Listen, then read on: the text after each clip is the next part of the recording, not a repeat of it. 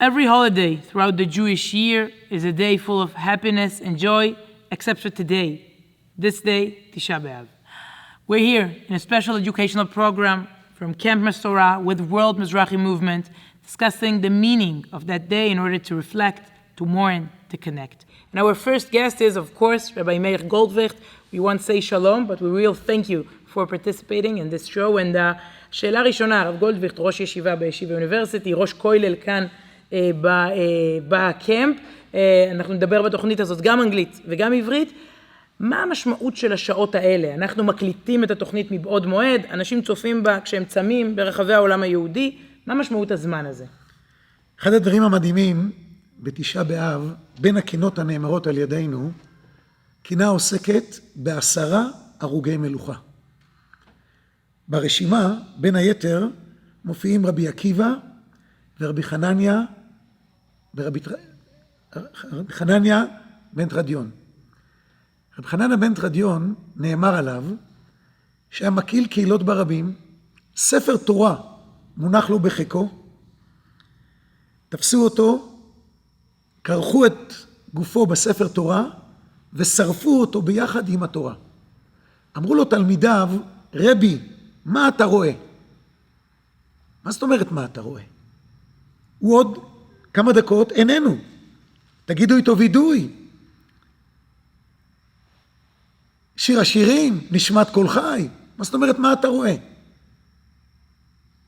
הם אומרים לו, מילא היו שורפים אותך, אנחנו מבינים. הם לא רוצים שיהיו מעתיקי שמועה. הם לא רוצים שיהיו כאלה שיעבירו את המסורה מדור לדור. אבל אם שורפים את התורה איתך, זאת אומרת, אין מי שילמד ואין ממה ללמוד. אז מה יהיה? לאיפה נגיע? זה נגמר? מה אתה רואה במובן של מה יהיה איתנו? מה הולך להיות? מה קורה פה? והוא עונה להם, גבילים נשרפים, ואותיות פורחות. מה זאת אומרת? רגילים לומר אותיות פורחות באוויר. בגמרא לא כתוב פורחות באוויר. אותיות פורחות. זאת אומרת, כל עץ פרי, לפני שמגיע הפרי, יש את הפרח. הם בעצם שומעים דקה לפני מותו של רבי חנניה בן רבי תרדיון, אותיות פורחות. אין דבר כזה שהתורה תיעלם. כל לימוד יוצר פרח. אותיות פורחות מלשון יפרחו. בדיוק. זה חידוש. והפרח הזה יוביל לפירות, בפרי פירות. זאת אומרת, תשעה באב, שיא החורבן, על פניו הדברים מחוקים. אבל ביהדות אנחנו יודעים שכל עשייה טובה תמיד יוצרת פריחה שתעשה פירות ופרי פירות. במקביל דבר מעניין עם רבי עקיבא. רבי עקיבא עולה לירושלים אחר חורבן הבית. אין אבן על אבן. הכל חרב. חבריו התנאים, גמרא בסוף מכות, בוכים, והוא צוחק. הם שואלים אותו, למה אתה צוחק? שאלה לעניין. מה הוא עונה להם? למה אתם? בוכים. מה זאת אומרת? הוא לא עונה להם. הוא עונה להם בשאלה. הם שואלים אותו, רבי עקיבא, למה אתה צוחק? הוא עונה להם, למה אתם בוכים? מה, אתם לא רואים מה שאני רואה? תסביר מה אתה רואה. אני רואה את דברי הנביא. נאמר בנביא, ציון שדה תחרש. לכן אני צוחק. עוד פעם, פסוקים גם אנחנו מכירים. לא הבנו. זה סיבה לצחוק. אומר להם רבי עקיבא, בארץ ישראל מעולם לא היה חורבן ולא יהיה חורבן. מה זאת אומרת? אין בית, אין בית מקדש, אין ירושלים, אין אבן על אבן. הנביא לא אומר ציון שדה תחרב. הנביא אומר ציון שדה תחרש. זוהי חרישה שתוביל אחר כך לזריעה ולצמיחה. וואו. ניקח נערה, גיל 17-18, בחיים לא ראו שדה ירוק. לוקחים אותם לשדה ירוק באחד המושבים, באחד הקיבוצים, הם פשוט בשוק טוטלי, מה זה? מגיע החקלאי, עולה על טרקטור, מתחיל לחוש, מה התגובה? סליחה, מה אתה עושה? למה אתה מקלקל? מה התגובה של החקלאי על הטרקטור? הוא צוחק. מה, אתה גם צוחק עליי? אומרים לו, לא, בואו תעלו על הטרקטור, אני אסביר לכם. עכשיו אנחנו חורשים, תבואו עוד כמה שבועות, אנחנו זורעים, תבואו עוד כמה חודשים, תראו מה צומח. זאת אומרת, רבי עקיבא בשיא החורבן, ראה שזוהי חרישה. הוא אז כבר ראה את העוד ישבו זקנים וזקנות ברחובות ירושלים, שאנחנו רואים והרבה מעבר לזה. שני חכמים שבעצם ראו את הנולד, ראו לעומק. הרב, אנחנו יושבים בניו יורק, אבל הרב הוא איש ירושלים, שערי חסד, וגם זכה להכיר באמת מגדולי מהדמויות של הדור הקודם, ביניהם הרב שלמה זלמן אוירבך. אנחנו נדבר עם הרבה מחנכים ואנשים בהמשך פה, באנגלית ובעברית, איך אנשים גדולים חוו את היום המיוחד הזה, בפרט דמות כזו, רב שלמה זלמן אוירבך, בתשעה באב. אפילו החיוך התמידי לא הופיע, איך הוא היה? שאלה מעניינת מאוד, אבל אפשר ללמוד ממנו הרבה. את תשעה באב בעצם הוא התחיל כבר בתשעת הימים. הוא עבר לבגדים ישנים, להיכנס לתחושה של העצב, של הצער. ערב תשעה באב, המנהג הוא בבתי כנסיות שמנמיכים את האור, או יושבים לאור נרות. הוא את המנהג הזה העביר גם הביתה. גם בבית לא מדליקים את כל האורות בליל תשעה באב. אור שנצרך לא להתקל בכיסא ובשולחן. הוא היה מגיע לתפילה, אין בלילה ואין ביום, לשמוע אותו קורא את מגילת איכה, עד כדי דמעות וקול חנוק. זה לבד היה מעורר את כל מי שראה, קטנים וגדולים, ובאו במיוחד את זה לראות. בבוקר, לאחר הקינות, הוא הגיע הביתה, הוא קרא כל שנה ספרים העוסקים בתולדות עם ישראל, עם הנצח, בכל התקופות, כדי לראות את הטרגדיות שעם ישראל עבר, ודרך זה לחוות ולטעום אולי קצת ממה שהיה בזמן חורבן הבית. פשוט מדהים. דבר מעניין נוסף שהוא עשה בתשעה באב, לידידיו הקרובים שפנו אליו, הוא היה עוזר להם לכתוב צוואה. ולמה בתשעה באב שהחי ייקח אל ליבו? שזה גם יורר בנו שבעצם חייו של האדם הם כצל עובר.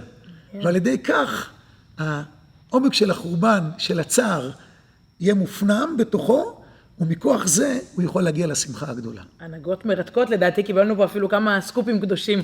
הרב מאיר גולדוויך, תודה רבה, בשורות טובות. אנחנו נראה כעת קטע וידאו קצר, a short video from the Western Wall, and afterwards, Rav Ari Katz and Dina Katz, the leaders of Camp Mesorah, will tell us how do you educate kids to the concept of Churban in the midst of summer. Stay with us.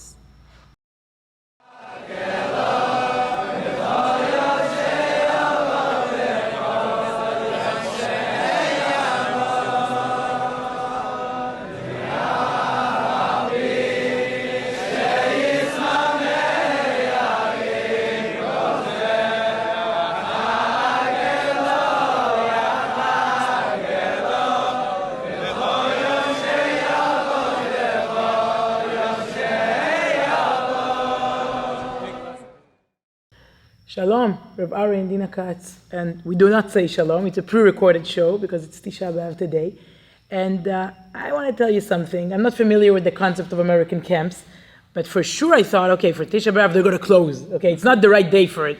Summer camp, Jewish sports camp, and that's the most meaningful day in camp. Please explain that thing to me. I think it's the most meaningful day is because most kids, when they're younger, do not have the ability to experience what Tisha B'av really means.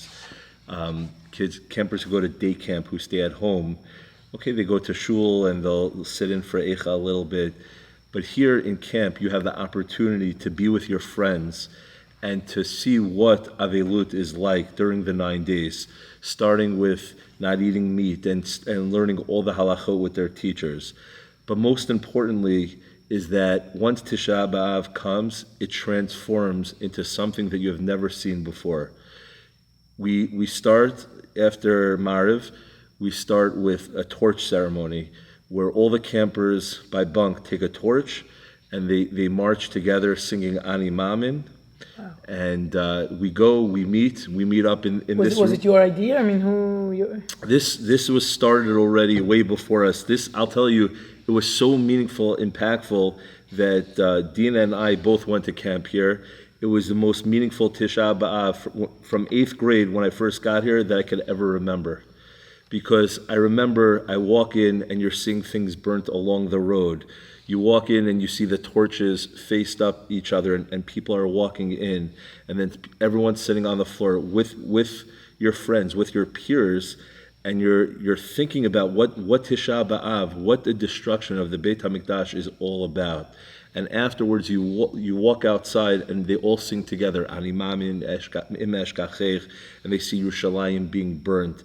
And you see campers feel meaning in their heart, crying in tears, and really understanding the value and what that means not to have the Beit HaMikdash, and what it means to have Yerushalayim, what it means Eretz Yisrael to us. It brings it all home from everything that they learned in school.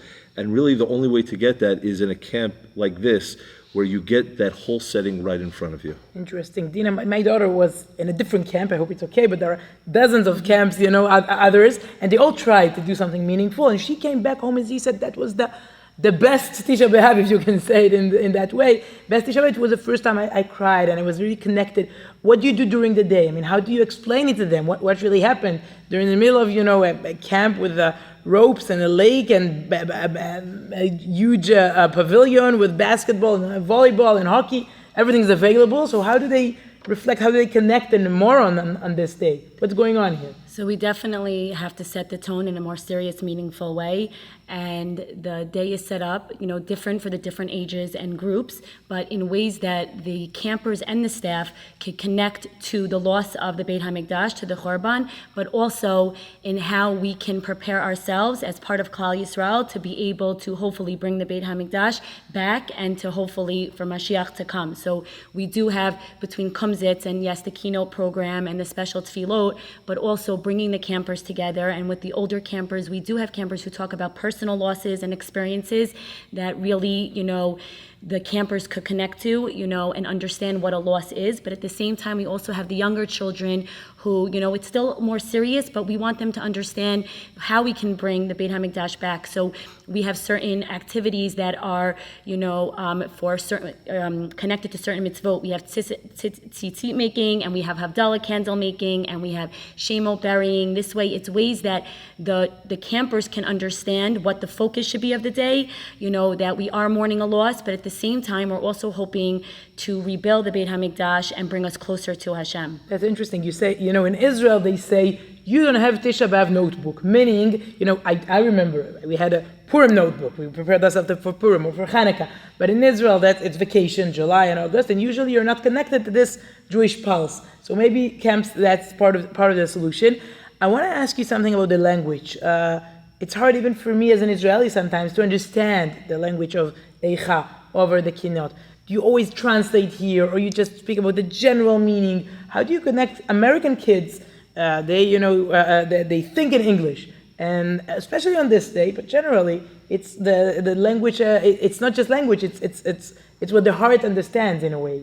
Yeah, no, we have the, Rabbi Zach Frisch and his chinuch staff, they, spend time preparing and teaching the kids, leading up to it, what they should expect. And actually the Eicha program is very meaningful because before each perek, there will be a rabbi from the chinuch staff who will explain what we're about to read. Because yes, not all the children are going to understand the language, and they're not, and for some of these children, this is the first time also they're experiencing Eicha and they're hearing about it. So each perek will begin first with an explanation, what we're going to talk about, why we're maybe, sad, what we're going to be reading. It's explained why we're reading it in a certain tone, not reading it, like we usually do with the rest of the Megillot during the year. And, it really explains it well. And the children, and again, on different levels, can really take for themselves, and it could be very meaningful and inspiring to them. I'll also add, and I encourage people back at home, it used to be when I grew up at 9th, 10th, 11th grade, it would be, people would be a race to go through all the keynote and say as many as you can. Here, it's not the amount that you say, but it's how our chinuch teachers, who do a fantastic job explaining each one and how it applies to each one's life. It's not necessarily saying the whole thing. On each level, the kollel say the whole thing, and 9th and 10th graders, but even on a 4th and 5th grade level, to pick out 6 to 10 meaningful keynote and explain it and to apply it to their lives, that makes a difference. And that's something, also with visuals, things that they'll remember and take home with them. That's how we try to bring the point across. We say in Hebrew, it's the lo hakamut, the ha'ikut. It's not the quantity, it's the quality. Exactly. I have a story, maybe you can share other stories or memories or feedback in response that you remember. I remember we once spent Tisha B'av in New York. I came here to cover Nefesh B'Nefesh Aliyah, the play. Before COVID, we were invited to be part with them on the plane, so we had to come before 2 or 3 days before. So I found myself in Manhattan for Tisha B'av, and we went to a certain shul, and Rav Binyamin Goldschmidt was there, and they have this custom of they let a Holocaust survivor read a certain kinah that is in a way connected to the Holocaust. And I won't forget that a moment when Rav Goldschmidt turned around asking to find a Holocaust survivor, and then he said, now I realize they all passed away this year, no Holocaust survivors are here. For me that was quite a moment, there's no one who suffered this Churban that can share the bigger, wider Churban we all suffered. So maybe it was more meaningful than the Kinot. I can't forget that moment. No more Holocaust survivors in our shul. That was anyway, anything you remember throughout 33, how many years are you here? The camp is here 35, right? 35. Okay. So something you remember, a special Tisha B'av, a special story, a kid that said something. I mean, I remembered from when I was a camper here, and even from hearing it now as a staff member for many years, where the teens have a very special program after Eicha and after the whole camp goes out for singing and a kumzitz and the burning outside. Then the teens gather together, and the lights are off. There's some candles being burned, and some staff members and some campers even share personal losses, and that always was very emotional for me. And I remember feeling afterwards, being able to connect and relate to someone I know who lost either a member in the Israeli army, or I know that, someone spoke last year of a close friend of mine who lost her son in Eretz Yisrael last year, and being able to connect in that way to what a real loss is. It allows me to try and understand, the Charban and the loss of the Beis HaMikdash for Klal Yisrael. It's hard talking to you without smiling and describing the fun and the activities. Thank you very much. And we'll now watch a piece of that, everything you described with the torches and Ani Mamin. And afterwards, we'll be here with Rav Doron and Gila Chitis. We're interviewing couples here today. Stay tuned.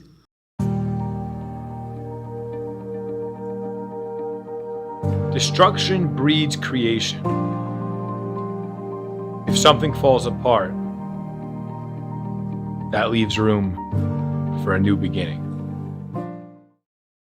Rav Doron and Gila Chitis, heads of Chinuch, you're facing quite a challenge. I mean, young kids, basically everything's available, everything's accessible. One would say they're even a bit spoiled. Why do they need a Bet Mikdash? What's the problem? What's wrong with their life? Is it a new gadget? What's Mikdash for a young American kid? I think our challenge is really, as you said, to try to bring them the understanding of what are we mourning today? Why are they supposed to be sad? I think it's even compounded by the fact that Yerushalayim, as it's described as this desolate, empty, destroyed city, is thankfully, Baruch Hashem, is not like that today. And when they go to Yerushalayim and they see it's built up and beautiful and bustling, you see the Americans busy everywhere, from the Western Wall to the holiest place, Machne Yehuda market, they're everywhere. And it's impressive. I live there. It's beautiful, but it creates on this day a disconnect between what they're seeing now and Eicha and Kinot, where everything is about how desolate and how empty Yerushalayim is. And our challenge is to try and show them that it's not built yet. And even though it is, to some extent, what we're missing. I think really our goal is to show them and to try to allow them to experience what it's like to have a Beit HaMikdash in whatever way we can, to explain to them what life was like with a Beit HaMikdash, the unity of our people, the ability to experience God in such a close way, in such an outward way, in a way that we're really missing today. And to get them to appreciate what it is to have a Beit HaMikdash, so that they can understand what we're really missing today. I once heard an interesting definition. Now we have to believe, but then we just knew. I mean, it was obvious. Holiness was there. You just saw it when you came to Yerushalayim. Rav Doron, I see you here teaching kids at the age of, what's the youngest group maybe? 3-year-olds. 3 years old, okay. You must tell me, what do you tell them? So, first of all, what Gila was saying, when you try to teach about Beit HaMikdash, kids love to hear about it. And they constantly ask me, have you ever been to Beit HaMikdash? Wow. Your parents, do you know anyone who's ever been to Beit HaMikdash? To try and understand what 2,000 years means. I remember learning Mishnayot, Masechet Yoma with students, and then taking it to Mechon HaMikdash in Yerushalayim. And suddenly, for some of these kids, it was the first time they actually experienced something real. This is what they did. This is what it is. I think the more we educate Mikdash Torah related to Beit HaMikdash, the Chagim and what it used to be like in Yom Kippur and Pesach and Simchat Beit HaShoeva, it slowly helps our students. It's interesting because I'm asking you, what do you teach them? I think we can learn from them. I see it with my kids when they were even younger. They're so innocent. They're convinced every mitzvah builds Beit HaMikdash. We, the adults, sometimes we need them to remind us of the fact. I mean, what do you mean? We will be there in the future. It's going to be built. I mean, sometimes, as you said, they're so naive and we're so young. Everything they read is completely truth. It's, for us, maybe it's sometimes harder to believe. I remember with our son, I think we didn't explain properly. We took him to Yerushalayim one day, and he said, well, where's Beit HaMikdash? He learned about Beit HaMikdash so much in school, and he wanted to see it. And we told him, we don't have it anymore, that, our enemies broke it. He started crying. It's the first time I actually really saw someone really mourn over Beit HaMikdash. Rav Soloveitchik teaches. So that's your son. That's something special. It's the naivety of children, to connect them. Rav Soloveitchik differentiates between Avelut Yeshana, old mourning, and Avelut Chadasha. When a person, God forbid, loses a parent, they go through the stages of mourning, and the halakha tries to alleviate it slowly. He goes from Shiva, the most intense mourning laws, and slowly then to the Shloshim, to the month, and then to the 12 months. And Rav Soloveitchik said to educate our new generation today, the halakha really helps us. Because when we, Ari mentioned it before, when you start from the 3 weeks and, the haircuts and the shaving and the weddings and the music stops, and then you get to the 9 days and you get to Tisha B'av, and slowly it becomes gradual the whole feeling, the trajectory of Avelut is becoming so intense, you feel it. And you feel it, and it's something that everybody can sense, and especially in a camp setting like this. Yeah, Gil and I, we both play music. We love to play together, and coming to Daimet Tammuz, we hang our instruments, and it's really difficult. The students say, "Where's the guitar? What's going on? Where is it?" He said, "We have to wait. We don't have a Beit HaMikdash." I tell them, Navi Zechariah said one day that all these fast days will turn into Yamim Tovim.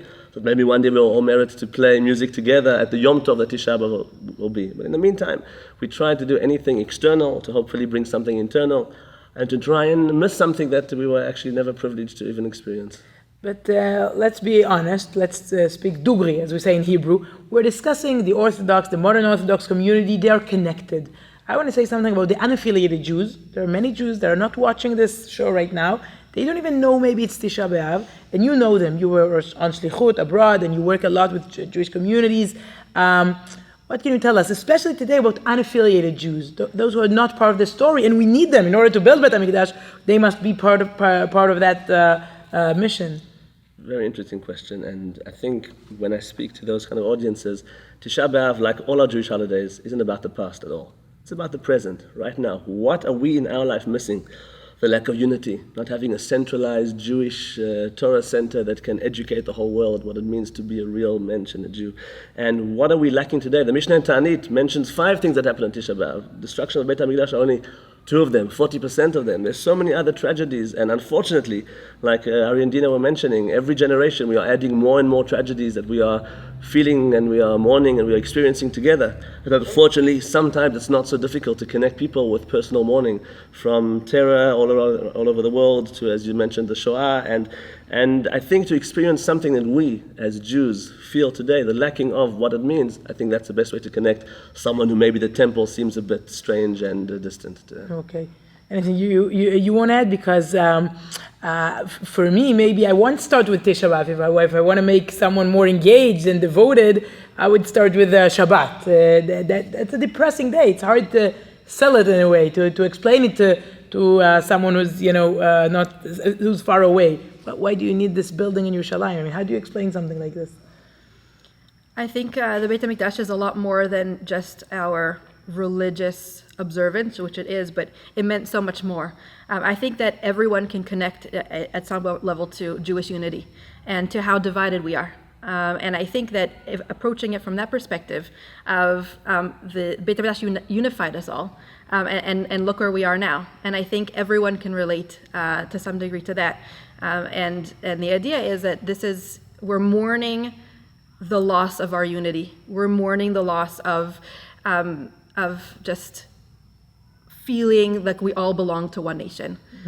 Okay. And I think that that's really where we can really get to everybody.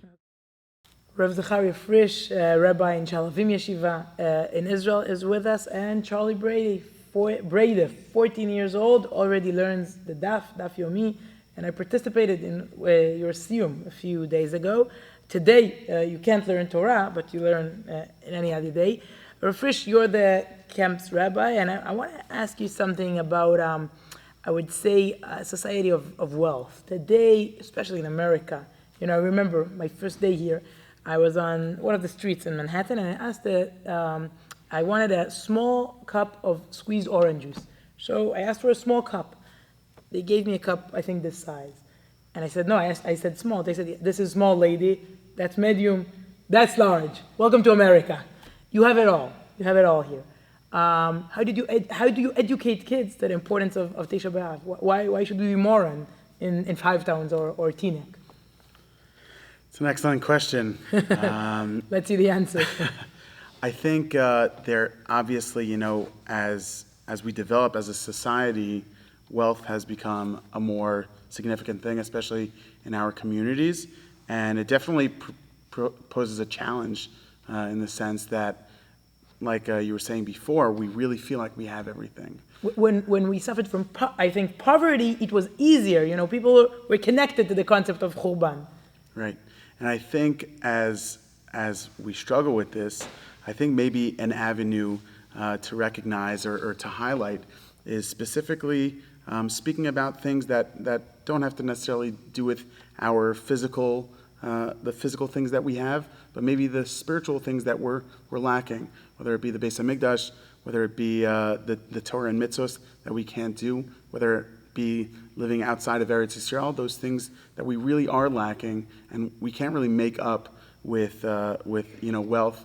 And I think very often people in the times of Mashiach, the Navi says that lo ra'av lelechem v'lo tzameh lamayim ki im lishmo'a dvar Hashem, that people as Mashiach gets closer are going to become thirstier and thirstier for Torah and mitzvos. And I think especially here in camp and across our community, we're actually seeing a strong thirst for real substance and real Torah and mitzvos. So I think we have to try to highlight that. Mm-hmm. Maybe, even, as you said, the richer we become, I think we seek more for holiness in a way. Money cannot buy holiness. So it's something you have to work hard for in a different way. You meet young Americans during this gap year, famous year they spent in yeshiva in Israel. I want to tell you something as an Israeli. You see the differences. I can tell. Look at an American Jew and just tell you, even Orthodox people, did they spend a year in Israel or not? It affects their life. Some of them even make aliyah, but it changes them in a way. I want to explain, what's the secret of this year? I mean, what do you do there? So I think, first of all, the Gemara tells us that Avira d'Eretz Yisrael machkim, that just the air of Eretz Yisrael has a special influence on people, and I think that's something which is very important. The second thing is we're really trying to discover or help the boys and girls discover really who they are. For a long time, people live people have a certain vision of who they are and how they grew up, and very often like when Israelis finish the army, they go to Thailand and they travel all over the world, and they say that they're going to look for themselves and try to find themselves. So I think the gap year and these 2 years, even for some kids, is really a time to find themselves. And so when kids are looking for themselves, it's just it's a great opportunity just to open up the sefer and open up what they really are. So. Yeah, I saw, my daughter, when she was on camp, she told me this counselor was in Israel, this counselor wasn't. I mean, you can definitely tell who spent the year there. How did you educate them to the concept of Churban? We described it earlier. You come to Eretz Yisrael, you see, and we're happy and we thank Hashem to see Eretz Yisrael built, and developing, and everything is beautiful, and we all want to promote it even further. But how do you explain that something is missing here when they see the beauty of Israel today? I think that something that hasn't been highlighted yet is specifically the connection that we have with Hashem. Eicha, much of Eicha speaks about Eicha Yashva Badad, is that the city of Yerushalayim feels alone. Ein menachem la, there's no one that comes to give nechama. And Am Yisrael at that point in history felt that Hashem had left them. And I feel like really since the Churban, now almost 2,000 years, there could be a feeling that maybe Hashem forgot us. Maybe this is all, And there's a beautiful, beautiful midrash, which is something that I share with everyone on Tisha B'av, is that we know that there were 2 kruvim on top of the Aron HaKodesh, and the kruvim would face one another when Am Yisrael was doing the right thing. And when they weren't doing the right thing, they faced back to back. And the Gemara says that when Titus HaRasha, the Roman Empire that came in to destroy the Beis HaMikdash, when he came to destroy and burn down the Beis HaMikdash, he saw that those 2 kruvim were actually hugging each other. And all of the rabbis asked, what does that mean? They should have been as far as possible. Many of the Hasidic Rebbeim explain that this was Hashem's way of saying, no matter how far you are away from, no matter how bad you have acted, and no matter how far away you've gotten from me, I'll always love you, that unconditional love. And I think that's something that's very important for people to know, that there's 2 aspects of our relationship with Hashem. There's the aspect of Bechira, which we choose to have a good relationship or a bad relationship. But then there's the relationship which we have, which is an unconditional love, an Avas Olam. And I think that's something that we really need to highlight on Tisha B'av. It's beautiful. Charlie Breda, first of all, I want to thank you. For me, it was the first time to participate in a siyum during Tishat Yamim. It's a tradition in camps, or Moshe Feinstein writes about it, allows people to gather and eat meat together on siyumim. And you just finished Masechet Yevamot, one of the hardest. And you learned the daf daily since you were, how old are you now? 14. So when did you start? I started when I was 12 years old. 12 years old. Why?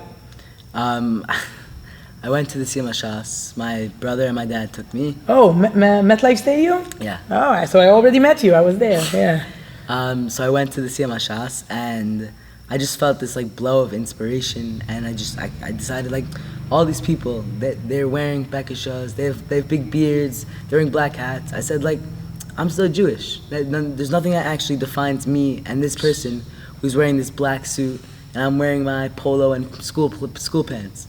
So I said, if these people are doing it, why can't I? So then from then I decided that I would keep doing that film. Wow, that was quite an event, but it's fascinating to see how it influenced your life. So you stayed like a cool boy from Teaneck, right? First yeshiva, but you learned the daf daily, and you even teach others? Where? How do you do it? So I started teaching others in quarantine during Corona. It started off as my Rebbe giving a shir, and then eventually it wouldn't work out for him, so I said, hey, these people aren't going to learn if I'm not going to be the one to teach them. So I decided to teach them. I listened to a recording from Rabbi Aryeh Leibowitz on Aldaf. Oh, okay. And I would just give it over. I used ArtScroll to help me, and since giving it over, it's actually helped me learn the daf better and more and understand it more, and even just remember it more. Beautiful. How come, we speak about baseless hatred, sinat chinam, as one of the reasons. That's the popular explanation. People have to say sinat chinam, but Rabbi, we know there are other reasons. Sometimes it's not so nice to say because people didn't keep Shabbat. Maybe it's not so PC. It's easier to speak about sinat chinam, which is true, but we have other reasons. Shabbat and also learning Torah. We didn't learn Torah in a serious. We weren't devoted.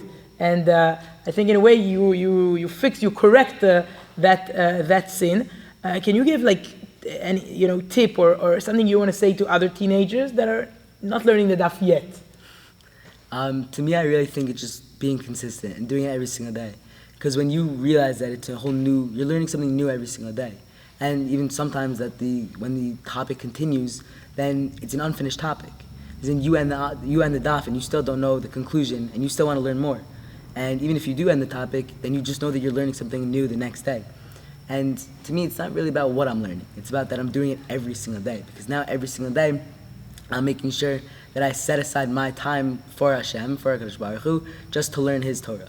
Beautiful. Anything daily, by the way, if daf is too much, anything daily, even something small. Something you want to say, Rabbi? I think I'd like to add that Charlie's also doing Mishnayos. He's giving over Shiurim on daily Mishnayos. So, like Charlie was saying, the importance of valuing just even the smallest step. As you were speaking about before, just how our children sometimes can remind us that every step that we take is really getting us closer to the Beis HaMikdash. The more that we can believe and really value and cherish every step that we're taking, it'll get closer and closer. Okay, I want to thank you, both of you, and let's watch part of your exciting siyum. People were dancing afterwards, eating, greeting you, and I understand it wasn't your first siyum. How many siyum? It was my 18th. 18th. Bezrat Hashem. So when will you finish the whole Shas? 2027, I think. Okay. MetLife Stadium? I mean, the next time? Hopefully. See you at the siyum. Okay. Thank you very much, Mesorah Tovot. Here's Charlie's siyum. So my Rebbe here, Justin Wexler, a lot of you have heard him singing his song. So I went in for help. So he said that learning Yevamos is a close to the Mashiach. I think this is very relevant because we're in the 9 days, first the 9 days, and the 9 days count up to Tisha B'av, which is the remembrance of the destruction of Mikdash. So this siyum is close to bring Mashiach very, very soon. Okay, now let's practice our Hebrew. חוזרים לעברית. עופר וענת מרום, נציגי קמפ מסורה בישראל, ואנשים שמתעסקים שנים בחינוך יהודי, גם בתפוצות. אני רוצה לשאול בעיקר, דווקא כישראלי, מה ההבדל אולי בין הישראלים לבין האמריקנים בתפיסה של היום הזה? כי אני מבחינה פה קצת בהבדלים, באיך שהם תופסים את היום הזה. ענת. מה שאני רואה מהבכי והעצב שיש פה ביום הזה, באמת אנשים עצובים ומצליחים לחוות את היום הזה בכאב גדול, אבל אני רואה שהכאב והבכי שיש פה הוא באמת סביב הצער של הגלות, הצער של דורות שעם ישראל עבר, טרגדיות, המון הרוגי מלכות, אנשים שמתו על קידוש השם, דורות על גבי דורות של גלות. ואני רואה שבישראל גם הדורות בוכים על צער הגלות ועל כל מה שעברנו כדי להגיע לארץ ישראל.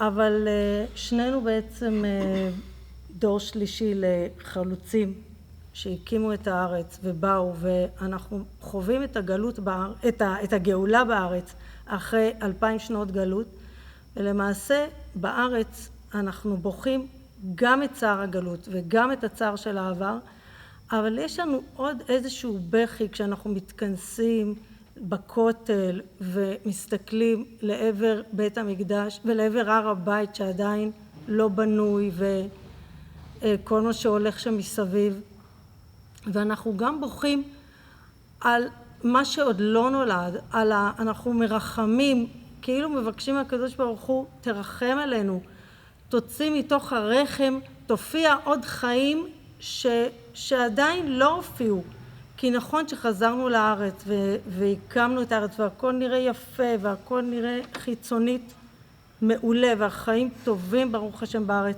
אבל יש עוד הרבה על מה לבכות, על דברים שעדיין לא השגנו. ומכאן אני קוראת גם לנוער כאן ולאנשים שעדיין נמצאים בגלות ומתמהמהים, בואו לארץ. אנחנו בוכים גם את הצער שאתם נמצאים עדיין כאן ולא מצטרפים אלינו. בואו נצעק ביחד אל הקדוש ברוך הוא, תופיע לנו משיח, תביא לנו את הגאולה השלמה, תשלים לנו את הגאולה יחד, כולנו, מכל התפוצות. כן, וזה בהחלט אומרת את זה גם כאן לצעירים האמריקאים. עופר, אפשר לדבר על ערכים יהודיים נחמדים, על ואהבת לרעך כמוך, על צדקה, אמרתי קודם PC, גם בעברית, פוליטיקלי קורקט, להגיד קדושה, בית מקדש, אתה כבר משיחי, אתה משוגע, אתה כבר לא מבין למה אני מתכוונת. באמת, מלכתחילה, אם נסתכל על היום הזה של ט' באב, הוא היה אמור להיות יום טוב. איזה יום טוב? יום טוב גדול. בעצם ביום הזה סיימו המרגלים את שליחותם והגיעו, ואם היו עושים את שליחותם כראוי, אז היינו מתחילים בעצם את החג הגדול, אוכלים את הפירות שהביאו אותם מארץ ישראל, נהנים מהמתיקות של ארץ ישראל, וחוגגים 7 ימים, שבתומם, בט"ו באב, נכנסים לארץ ישראל. זו הייתה התוכנית המקורית. הימים הם ימים טובים. ט' באב זה טוב באב. משהו השתבש. אנחנו נמצאים אולי בזמן תיקון. בזמן שאפשר לתקן את מה שנעשה באותם תאריכים, באותם ימים, בחטא המרגלים.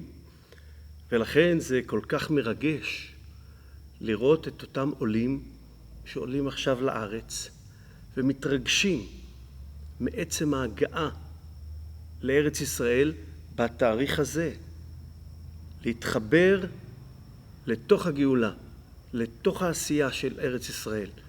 זה ממש מקשר ומביא אותנו מחורבן לגאולה. מדהים, זה תמיד באמת בתאריכים האלה, הקיץ, המטוסים שמגיעים, יולי-אוגוסט זה הזמן לעלייה. משהו שהייתם רוצים להוסיף ככה, באמת אנחנו לקראת סיום, לקראת נחיתה. לא כל אחד שצופה בנו, מחר בבוקר עולה על המטוס, למרות שהייתם מאוד משכנעים, צופים בנו באמת מכל רחבי העולם, קהילות רבות, משטר של קמפ מסורה בשיתוף World Mizrachi Movement, תנועת המזרחי העולמית. מה אפשר להגיד לאדם שנמצא רחוק ומחר בבוקר לא אורז את המזוודה? ידוע שבחב"ד, הרב מלובביץ' היה אומר לכל אחד, תעשה פה ארץ ישראל, הוא היה אומר את זה ביידיש, אבל איפה שאתה לא נמצא, תעשה שם ארץ הקודש. טיפ, כיוון מכם למי שכרגע עוד נשאר בחוץ לארץ. אני אולי אשתף אותך במשהו חינוכי שעוסקים פה במחנה. הייתה מחשבה חינוכית לחבר את החניכים במחנה והחניכות לחורבן, על ידי זה שבמהלך החודש, 3 השבועות, יבנו מעץ איזשהו דגם של בית המקדש, משהו שהתחברו אליו גם רגשית, עובדים על זה יום יום, משקיעים וכו'. ובתשעה באב ישרפו את זה. ואז הם יפנימו ויחושו מה זה החורבן. אבל דווקא הגישה החינוכית של המקום פה בקמפ מסורה, בא ואמר, אנחנו לא רוצים יותר מדי, מעבר למה שיש לקינות ולתפילות. דווקא מבחינה חינוכית, המחשבה הייתה כאן, אנחנו רוצים להדגיש את החיבור לגאולה, את החיבור לתיקון. ואנחנו נקרין פה היום בתשעה באב, חיבור של משפחה, מכאן, מהמחנה, משפחת לז, שהחליטו לעשות מעשה וגייסו כסף כדי לתרום אמבולנס בארץ ישראל, לאיחוד הצלה, תרמו אמבולנס, ואנחנו נקרין את זה לילדים, נחבר אותם. יש כאלה שיכולים לעשות מעשה של עלייה, יש כאלה שיכולים לסייע לעשייה הגדולה שנעשית בארץ ישראל. וזה הרעיון החינוכי פה, שאנחנו מחברים את הילדים גם לגאולה, ונקווה שנוכל לחגוג את יום התשועה ביום תשעה באב. אמן, אמן. יפה. אני עוד עם זה שהם היו בונים בית מקדש ושורפים אותו. גם להגיד את זה, זה מעניין. זה מחשבה חינוכית מעניינת לכולנו, אני חושבת. משפט סיום של ההכנת. אני חושבת שאם אני אמשיך את הימים הטובים, העניין של המרגלים היה הסתכלות חיצונית. והיום הרבה רוחות נושבות ואומרות, אנחנו כמו כולם, אנחנו בעצם מנסות להחריב לא רק את בית המקדש, אלא גם את הזהות שלנו, להראות שאנחנו כמו כולם. נכון, אולי חיצונית, במבט חיצוני, הרבה יהודים נראים כמו כולם, אבל אם כל אחד יזכור ויראה את האור הפנימי שלו, ויזכור שהמקום שלו הוא יכול להופיע, ולהמליך את הקדוש ברוך הוא, אז אולי גם הלב שלו ייפתח לגאולה מכל מקום שהוא נמצא בעולם. אמן ואמן. ואני אגיד עוד משהו שאולי לפעמים לא מבינים יהודי התפוצות, הם אומרים ירושלים נבנית, אמרנו את זה כאן, זה נכון, אבל כרגע יש מאבק על איך תראה ישראל, מדינת כל אזרחיה או מדינה יהודית, איך תראה המדינה שהקמנו, זה לא רק הבניינים. אני מודה לכם, הזכרת כאן עופר את אותה בחייה של חינם, שהובילה לבחייה לדורות, ונראה בחייה אחרת, בחייה שמתקנת את זה. משפחת קסלר, עולה מארגנטינה, עכשיו באותם ימים שאתה הזכרת, ואומרת בדמעות את תפילת הדרך, כשהיא מגיעה לחיים החדשים בישראל. הנה, ומהצד השני של הקליפ הזה, מרואיין אחרון למשדר המיוחד שלנו, אני קצת מכירה אותו אישית, ידידיה מאיר יהיה איתנו. אבל הנה משפחת קסלר עולה לארץ. יהי רצון מלפניך עיני אלוהינו ולא יעבודנו שתקבלנו לשלום ותהילנו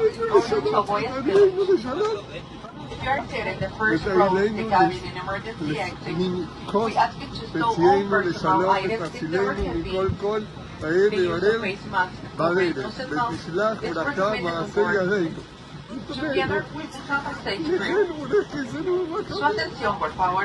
En este momento se está haciendo el procedimiento por su seguridad. Deben mantener sus cinturones desabrochados. Y les recordamos que está prohibido correr. Parte de la tripulación deberá mantenerse cerca del sector de puertas. Finalizado este procedimiento, estarán disponibles en cabina. Muchas gracias. משפחת קסלר is making aliyah with tears, תפילת הדרך, and shalom ידידיה מאיר. We won't say shalom, but we do want to mention the legacy of Rav Simcha Cook, who passed away this year, Chief Rabbi of Rehovot, a well-known rabbi in the Jewish world, and also your great uncle. Rav Simcha Cook, you knew him since you were born, basically, and we want to hear a few stories in Hebrew, בעברית, about him and his special connection to this day, to ירושלים, to בית המקדש specifically.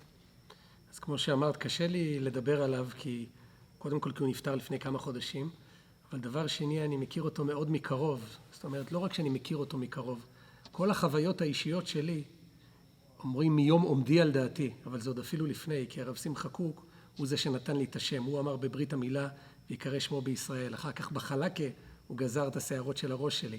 בבר מצווה הוא היה האורח המרכזי ודיבר. באירוסין שלנו, הוא עשה את האירוסין, הוא ערך את החופה. אפילו פדיון הבן ממש ליווה את החיים שלנו.